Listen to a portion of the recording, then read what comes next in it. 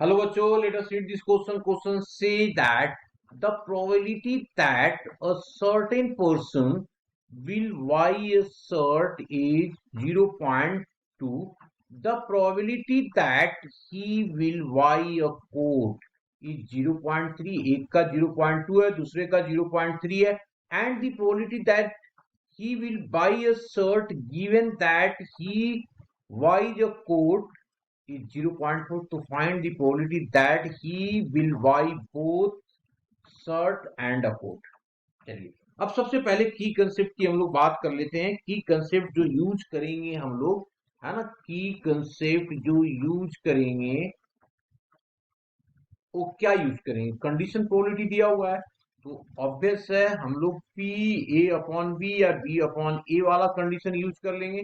तो ये आ गया पी ऑफ ए, तो ये फॉर्मूला होता है P of A intersection B divided by P of B. P of B. अब हम लोग शर्ट का लेटर फर्स्ट लेटर लेके स्टार्ट कर लेते हैं। तो कंसीडर या लेट, है ना, consider S be the event, S be the event where person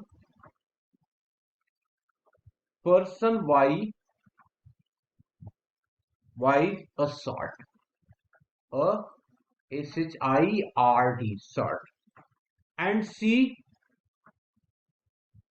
C be the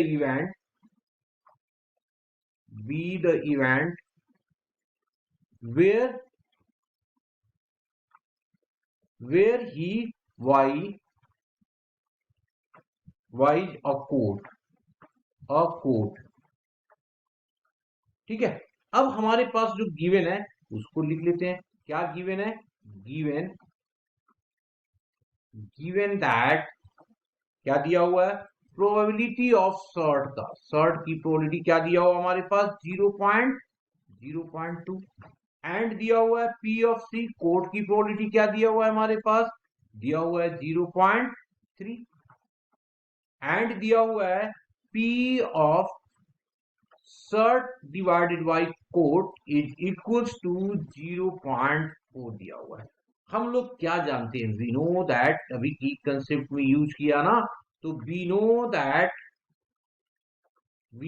that क्या जानते हैं जी कि P of S by C is equals to P of S intersection of C divided by P of C.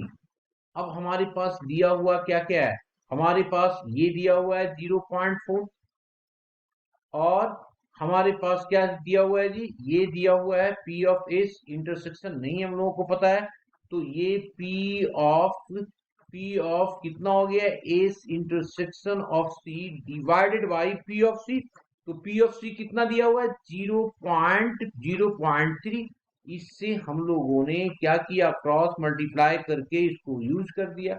तो ये आ जाएगा P of S intersection C is equals to 0.4 into 0.3, तो ये आ जाएगा 0.12। ये हमारा क्या हो जाएगा जी? आंसर हो जाएगा।